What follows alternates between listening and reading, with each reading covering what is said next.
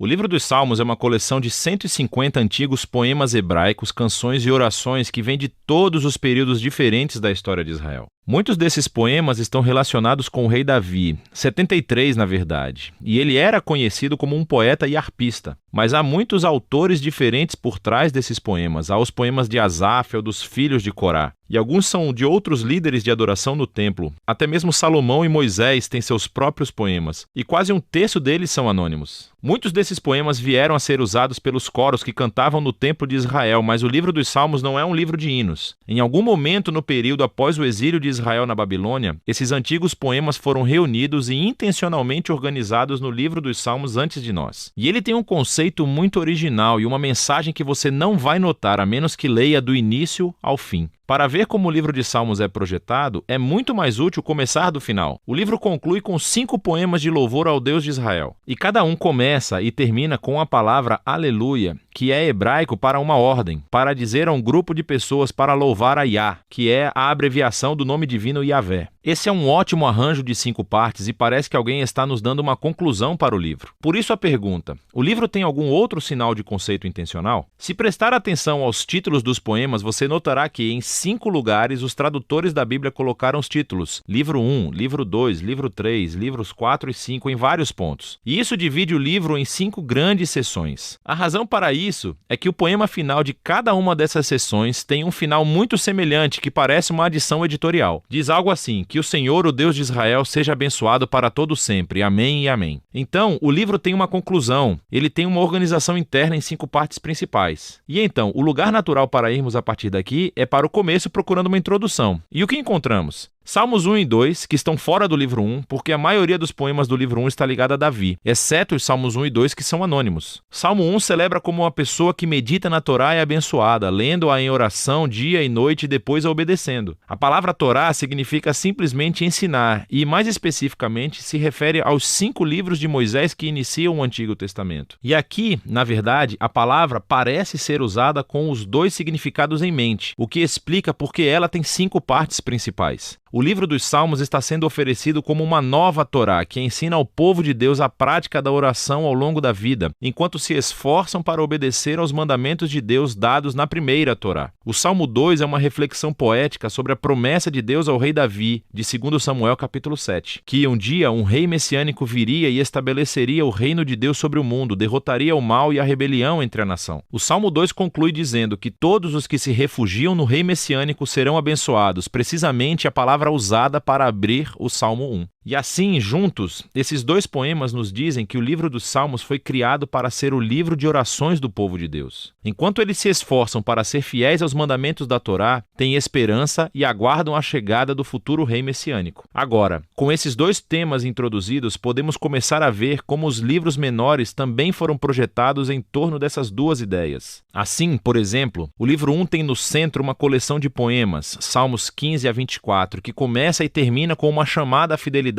da aliança. Então, Salmos 16 a 18, encontramos uma descrição de Davi como um modelo desse tipo de fidelidade. Então, ele clama a Deus para libertá-lo e Deus o eleva como rei. No conjunto correspondente de poemas, Salmos de 20 a 23, o Davi do passado tornou-se uma imagem do rei messiânico do futuro, que também clamará a Deus. E ele será dado e, em seguida, receberá um reino sobre as nações. Então, bem no centro dessa coleção está o poema, o Salmo 19, dedicado a louvar a Deus pela Torá. Então, aqui vamos nós, os 2 temas dos Salmos 1 e 2 estão unidos firmemente aqui. O livro 2 abre com 2 poemas que estão unidos em sua esperança de um futuro retorno ao templo em Sião. E esta é uma imagem intimamente associada à esperança do reino messiânico. Então, o livro 2 termina com um poema que descreve o futuro reinado do rei messiânico sobre toda a nação. Esse poema é realmente surpreendente, porque ecoa todas as outras passagens dos profetas sobre o reino messiânico. E conclui dizendo que o reinado deste rei trará o cumprimento da antiga promessa de Deus a Abraão, de trazer a bênção de Deus para todas as nações. O livro 3 também conclui com um poema refletindo na promessa de Deus a Davi, mas dessa vez à luz do exílio de Israel. Então o poeta se lembra de como Deus disse que nunca abandonaria a linhagem de Davi. Mas agora ele está olhando para a rebelião de Israel e o seu resultado, e destruição, e exílio, e a queda da linhagem de Davi. E assim o poeta termina pedindo a Deus que nunca esqueça a sua promessa a Davi. O livro 4 foi concebido para responder a essa crise do exílio. Assim, o poema de abertura nos leva de volta às raízes de Israel com a oração de Moisés. E ele faz o que fez no Monte Sinai após o incidente do bezerro de ouro, que é invocar a Deus para mostrar misericórdia. O centro do livro 4 é dominado por um grupo de poemas que anunciam que o Senhor, o Deus de Israel, reina como o verdadeiro rei do mundo. E que toda a criação, árvores, montanhas, rios, todos são convocados para celebrar esse dia futuro, quando Deus trará a sua justiça e reino sobre todo o mundo. O livro 5 abre com uma série de poemas que afirmam que Deus ouve os gritos de seu povo e um dia enviará o futuro rei para derrotar o mal e trazer o reino de Deus. Esse livro também contém duas coleções maiores, uma chamada de Hallel e outra chamada de Cânticos de Peregrinação. Cada uma dessas coleções conclui com um poema sobre o futuro reino messiânico. E essas duas coleções juntas sustentam a esperança de um futuro ato de Deus semelhante ao Êxodo para redimir o seu povo.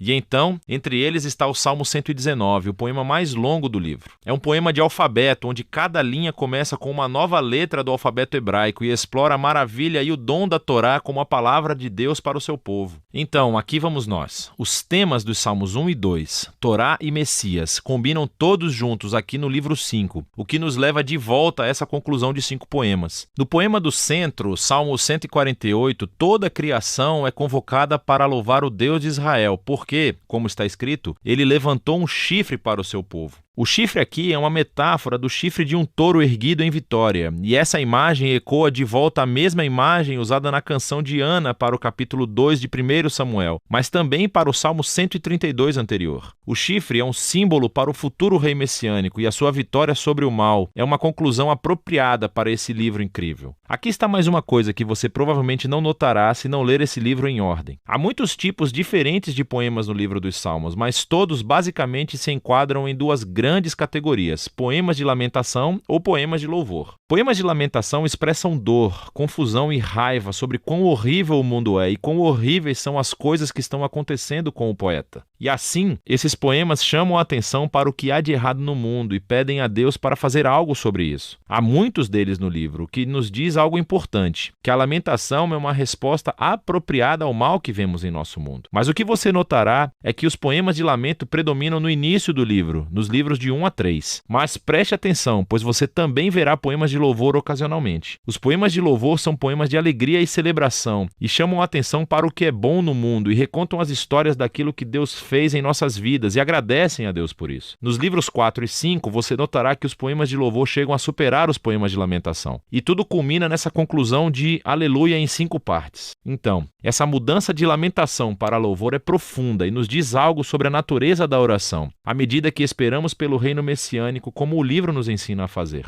Isso criará tensão ao analisarmos o estado trágico do nosso mundo e das nossas vidas. E assim, os salmos nos ensinam a não ignorar a dor de nossas vidas, mas, ao mesmo tempo, a fé bíblica é voltada para o futuro, olhando para as promessas do futuro reino messiânico de Deus. E assim, a Torá e o Messias, lamentação e louvor, fé e esperança, é disso que se trata o livro dos Salmos.